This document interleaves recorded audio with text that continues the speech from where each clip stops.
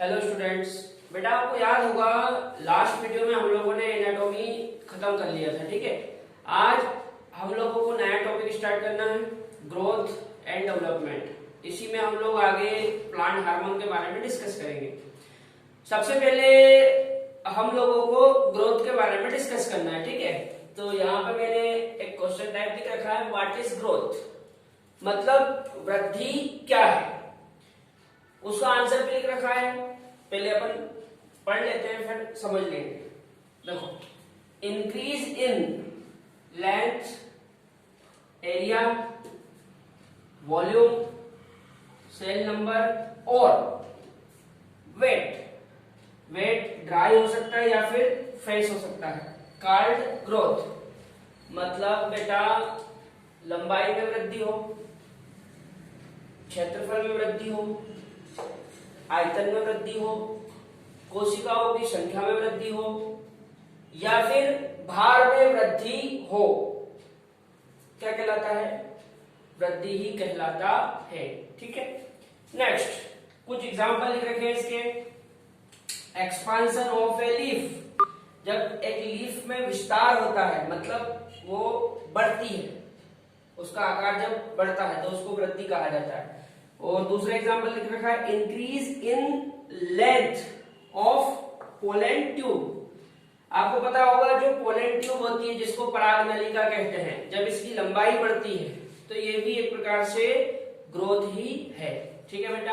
एक बार और समझ लो, ग्रोथ क्या है? जब वॉल्यूम में इंक्रीमेंट हो या लेंथ में इंक्रीमेंट हो या एरिया में इंक्रीमेंट हो या सेल नंबर्स में इंक्रीमेंट हो या फिर प्लांट वेट में इंक्रीमेंट हो, तो इन सभी को क्या कहा जाता है? ग्रोथ, ठीक।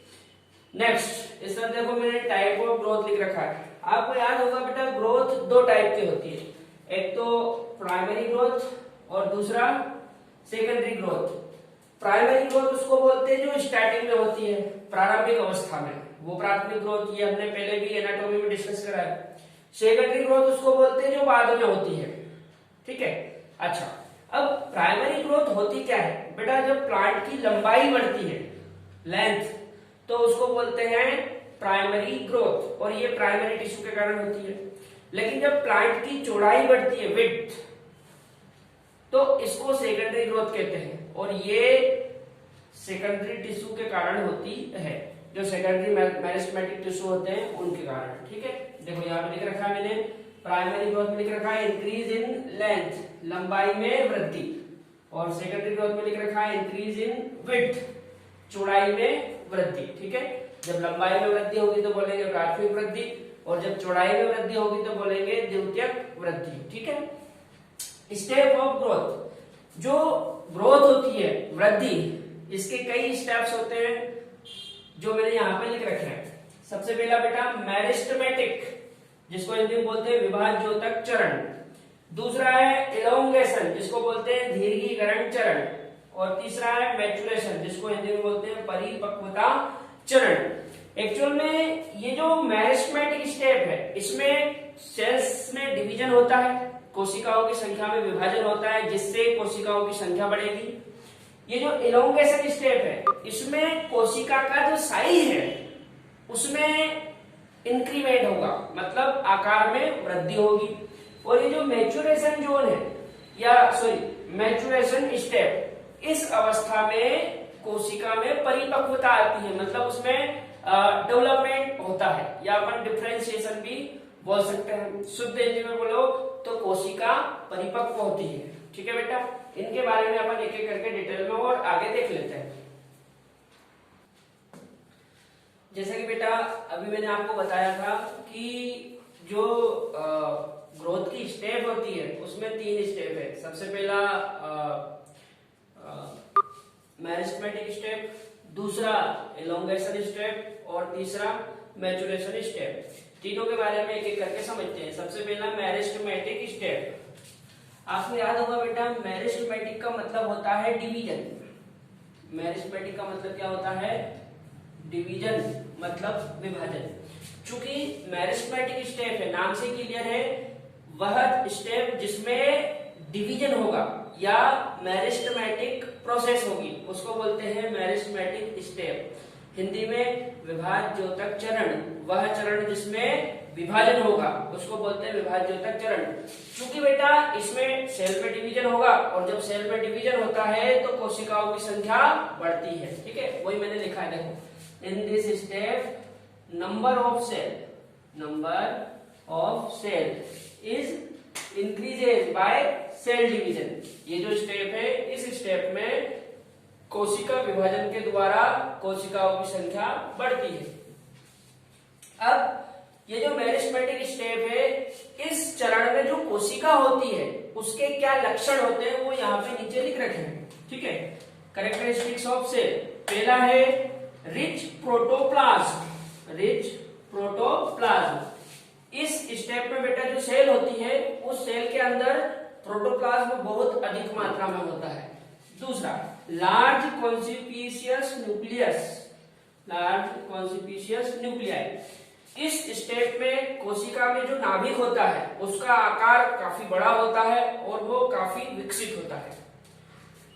Thin and cellulosic cell wall. इस स्टेप में जो सेल होती है उसकी जो वॉल होती है वो पतली होती है और सेल्यूलोज की बनी होती है। Plasmodesmatal connection. एक बेटा आपने सुना होगा प्लाज्मोडेस्मेटा जोड़, जो प्लाज्मोडेस्मेटा जोड़ होता है कोशिकाओं के बीच में, वो इसी स्टेप में होता है। ठीक है, नेक्स्ट इलोंगेशन स्टेप। कौन सी स्टेप? Elongation step. बेटा इलोंगेशन का मतलब होता है किसी भी चीज का बढ़ना। ठीक है, जब सेल का आकार बढ़ेगा, कोशिका का आकार जब बढ़ेगा तो उसको बोलेंगे हम इलोंगेशन स्टेप। देखो क्या लिखा है, in this step size of cell increases due to vacuolisation and TP. TP मतलब है टर्गर प्रेशर।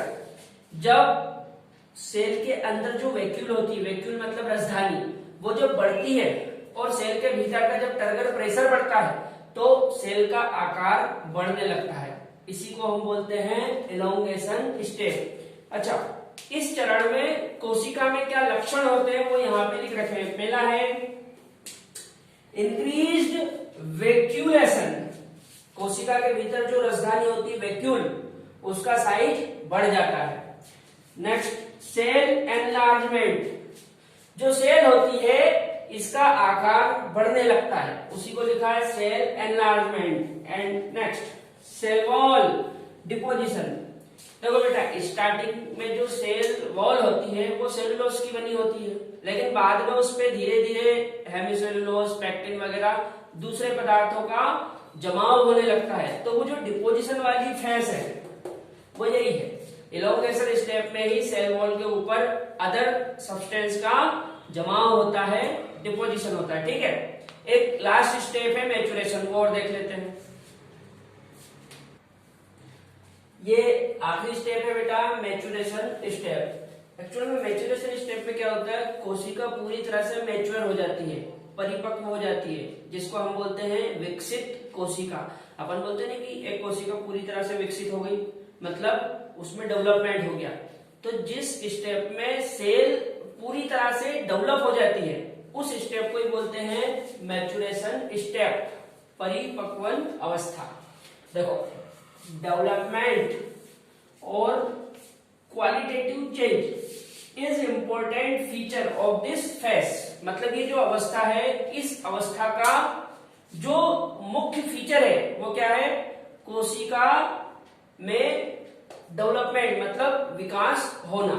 ठीक है, अच्छा इस स्टेप में जो सेल होती है उसके क्या लक्षण होते हैं वो देखते हैं। पहला है cell attain their maximum size. एक कोशिका का अधिकतम जितना आकार बढ़ सकता है वो इस अवस्था में बढ़ जाता है। ठीक है बेटा, नेक्स्ट वॉल थिकनिंग।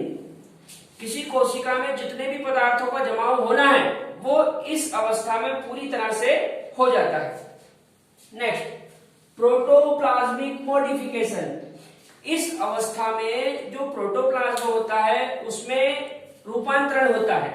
अब ये रूपांतरण क्या होता है, एक्चुअल में बेटा स्टार्टिंग में सेल में जब प्रारंभिक अवस्था होती है तब सेल में सारे ऑर्गन नहीं होते हैं, लेकिन जब एक सेल पूरी तरह से डेवलप हो जाती है, मतलब मैच्योर हो जाती है, तो उसके प्रोटोप्लाज्म में लगभग जितने भी ऑर्गन होते हैं, अंग, वो सब आ जाते हैं। इसलिए उसका जो प्रोटोप्लाज्म होता है वो रूपांतरित हो जाता है। इसलिए इसमें लिखा है प्रोटोप्लाज्मिक मॉडिफिकेशन।